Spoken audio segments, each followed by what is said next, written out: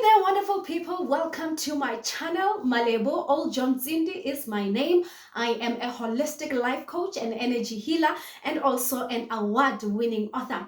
Welcome, welcome. If you are here for the very first time, please click on the subscribe button so that we and you and I can grow this community together. And if you are a returning subscriber, thank you. I am so grateful for you sharing my content, for you watching my content. All right, so today we're talking all things love and the wounded heart. This is my fourth book, and you know what, guys? I thought this was my last book. Actually, I thought Confessions was my last book, and I took time. If you see, between Confessions and The Journey, I think I published The Journey in 2015, and I published Confessions in 2017, so it was a gap of 2 years of not writing or publishing anything. Then I was like, nope, I'm no longer writing books.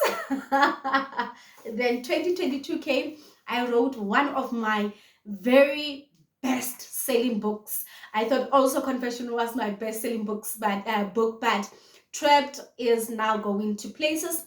The Department of Education has approved it for libraries, for its libraries, and there's a whole lot, and I will let you know as the time goes. There's a whole lot of things that is happening with Trapped, and I'm like, what? And then now we're going on Love and the Wounded Heart. And yes, I thought it was my last book, but guess what? I'm writing 2 other books, one for teenagers, one for parents. Because I really want you guys to give me ease in my life, because hey, I'm working with children, either inner child, either children, but my work really is based on healing the child within you, or the physical child that you have. So that is the reason why I'm writing those 2 books. I'm not sure when are we going to publish, but anyway, we're gonna publish, eh? And I also haven't been on the channel because girl is busy. Guys, I've got great news before we start talking about the book. I am launching my clothing brand called Male Optimum. And Male Optimum is, my name, Malebo, Male, and Optimum, the best. So when I created this a brand, this clothing brand, I have a different, I could say, a different sense of style to, if I would compare myself with others. I hardly wear sneakers with like girls. I don't even have sneakers. I have one sneaker that my best friend forced me to buy. I do not, literally, most of my time, even when I'm at home, I am wearing flat shoes or high heels, right? When I exercise, that's when I wear sneakers. So I have a different fashion sense, if I could say that. And even if I go and buy clothes at Mr. Price, wherever I buy clothes, I always alter my clothes. So we might have the same thing, unless if it was perfectly suited for me or for my fashion sense. Because sometimes it's nice, but I felt sometimes I'll be like, busy. Like, you see, oh, this I didn't alter it, I just bought it the way it was, but it suited my fashion sense. But most of my clothes, I always had to go and redo them and all of those things. So last year when I was turning 34 and my birthday, I said elegance. This is how I like to dress up. It's either elegant or smart casual. So I said the theme was elegant and you had to dress up in white. Now Kimmy's party, and I'm looking everywhere. I went to every shop, whether expensive, cheap, and all that, and I couldn't find what I wanted. Until my best friend said to me, why don't you go and actually give this idea that you have to the designer? And I went to the designer and I said, I want this and this and that and that. Guess what? My all white. Nobody had ever worn it unless me. And that's how Male Optimum started. And I said, I need to make my own clothing brand. My shop is very big. It has clothing, it has swimming, it has nightwear, it also has gym wear. But when I'm going to be launching it phase 1. We're not going to be doing everything at the same time because I don't want to overwhelm myself. However, on the first, there will be some of my designs. These are the designs that came from my, big mind vision. And I have a lot of team that are working with me. So on the first, you will be able to order online, and you will get a free shipping wherever you are in South Africa, especially if you are in South Africa. And if you are an international client, we really have to look into that. How are we going to do it?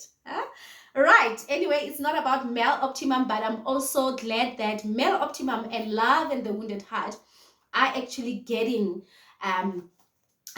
launched at the same time, on the same day, the 1st of December, which is my husband and I 8th anniversary. And I decided while we are anniversarying the book and the clothes. So I'm going to discuss the first 4 chapters because this book is loaded with so much information. I do not want to bombard you with a lot of things. Again, if you can see, I'm still reading the book, rectifying my mistakes so that when we go to production next week, everything will be fine. So for those of you who have bought the book, you will get it before the 1st of December if you are around. But if I have to courier it, it depends on the timeline of the courier. All right, so Love and the Wounded Heart, it says relationships, trauma, and the path to healing. The path to healing is very important. I see a lot of people struggling a lot within marriages, within relationships, and they thinking, oh my goodness, am I fighting demons? Am I doing this? Or maybe going from one relationship to the other and thinking, I'm not wrong, he's right, or whatever it is. But how we grew up, or what we have been taught to believe about the world around us, really affects us in a greater way than what you actually have experienced in your relationships. So the things that you have seen when you were between the ages of 0 and 7 are replaying in your life. And some people have never faced trauma. They have never experienced trauma. However, they have experienced a death of a loved one. They have experienced growing up with only one parent. They've experienced growing up in a grandfather's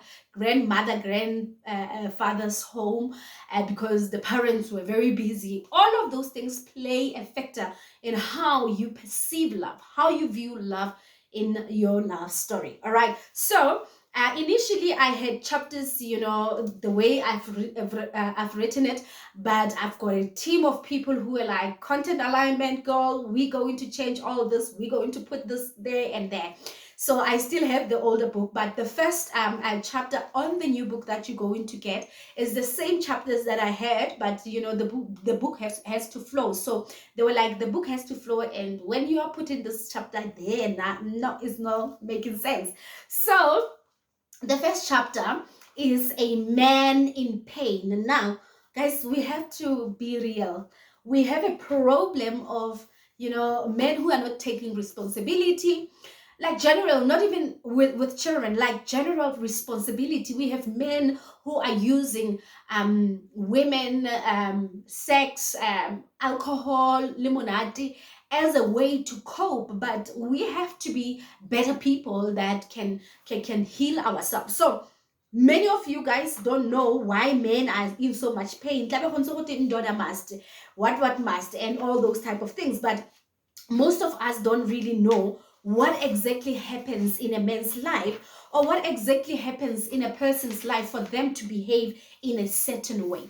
And I have to say this, I have used the book Love and the Wounded Heart is mostly because of the people that I have been working with. And I think most of my other books will be like that. I cannot write books about myself anymore. I mean, I've exhausted my story. So if you hear a name, if you are reading a name here, it's not the person like the chapter 1, A Man in Pain. I'm using a character name called John. Don't think when I'm tagging John and you like, is that the one in the story? So in this chapter 1, A Man in Pain, I'm talking about John and how John grew up, and how he saw his parents responding to each other, his mother responding to his father, and he grew this great hate towards women, especially to the mother. Actually, the first anger was directed to the mother, but you know how life works, unconsciously projecting it on other women. So when women are making, you can never have a relationship where guys are in the conflicts. You always have to have conflict. It's not always, but you would one time have conflicts. Now John cannot handle the heat. Every time when there is a heated conversation or a heated, a thing, that's a conflict that is going on there, he then goes back to the age of 2 and 3, and he responds to that. Now, what John needed in his life, in where I talk about a man in pain, he is in pain, inner pain that he has never in his life dealt with. However, now when he gets into relationships, he finds himself being triggered. When he is being triggered, one thing that he does is that he looks for medication somewhere else than dealing with the pain. So John has cheated. John had slept with the ex. A whole lot of things that is happening that shows you that this person actually does not even know their pain. They thinking that they want something, and that something. Actually, I'm talking about. There is a point where I'm talking about John cheating or going to women.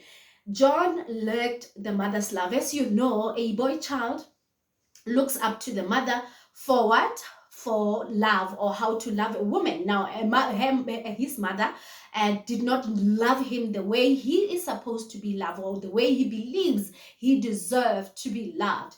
And guess what? Whenever he looks at someone, or whenever he's in a relationship, and the woman, because you attract that which you are, he attracts people who are like his mother, or he views his girlfriends and wife as if it's his mother. Now, when they are shouting, when they are having conflict, he's looking at, this woman never loved me, this woman never cared for me, and then he goes and finds love in the arms of another woman.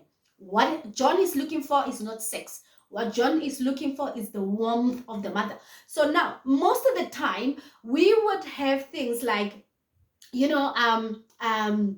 a person is cheating on me, and we're thinking that we are dealing with a 40-year-old, that you are dealing with a 2-year-old. When a problem comes, it triggers what you have been taught to believe about that area.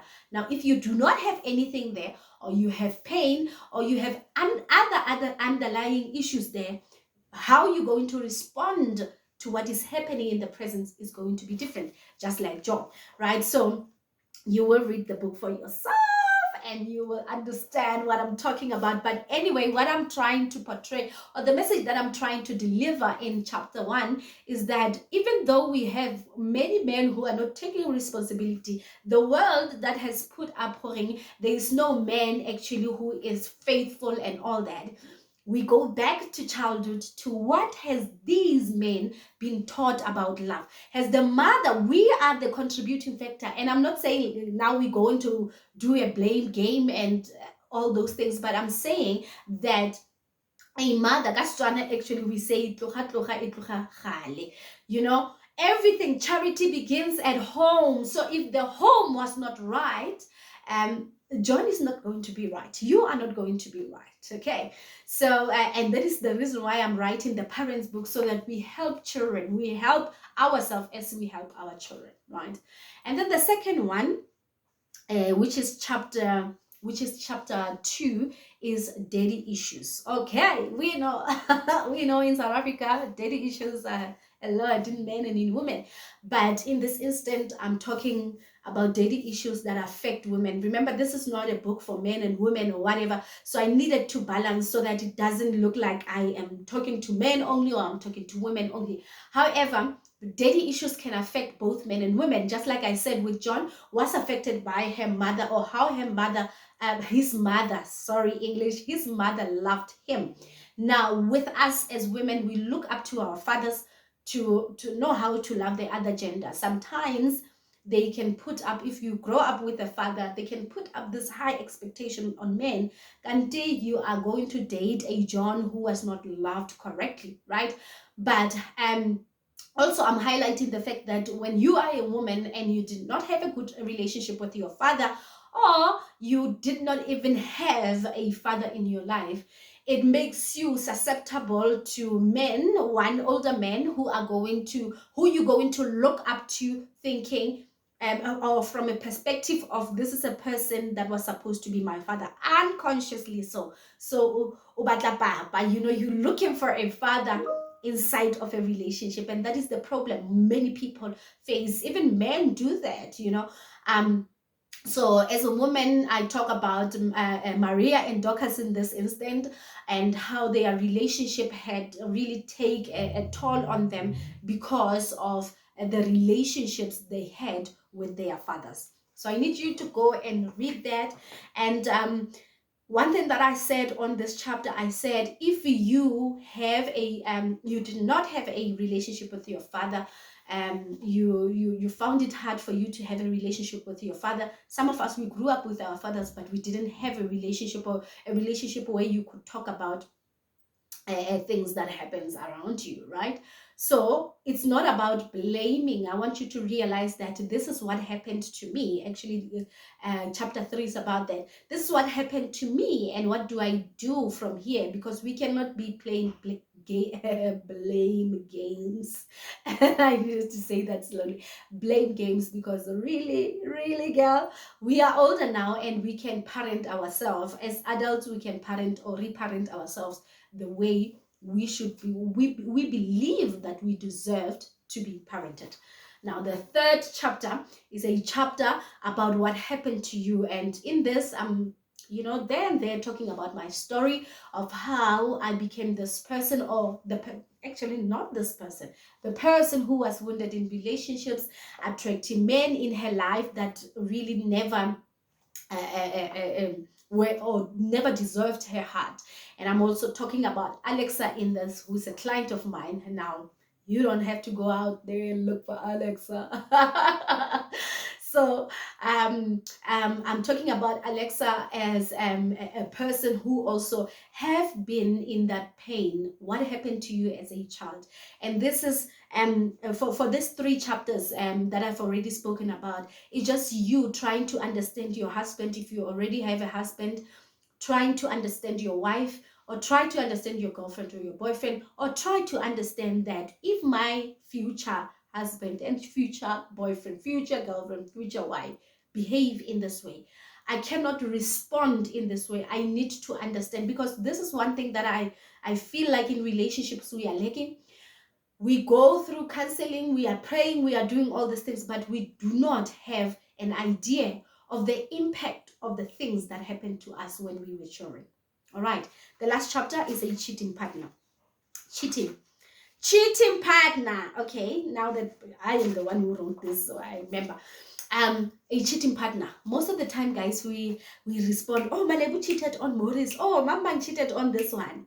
But you don't know, and I don't want you to look. Again, this book is not about a blame game. I just want to shift your perspective to exactly what you need to be thinking about when you're thinking of cheating. Now, we don't know what goes on in the mind of a person who is being cheated on, the victim of the cheating, right? Some people have been taught to believe that faithful men are not there, right? So this is a belief on both men and women. And you might, as a woman, be saying, unconsciously, saying, I don't believe that there is a monogamous relationship. And you don't know, because it's something that happened to you. You grew up seeing your uncles doing it. You grew up seeing the people in your community doing it. And it's ingrained in your subconscious mind. Now you go out there, you look for a husband and a wife or whatever, but the belief is that I cannot be faithful as a man, or the belief is that my husband cannot be faithful. So this is what the narrative that I'm pushing on chapter 4. I want you to see a lot of views on what actually makes cheating happen. So the first one is the fact that it may be something that unconsciously you are looking for as a person because of your beliefs, right? The second one is the type of relationships that we are in. Some people, and I know that some people don't believe that there's an afterlife and before life and, you know, lifetime, past life and all that.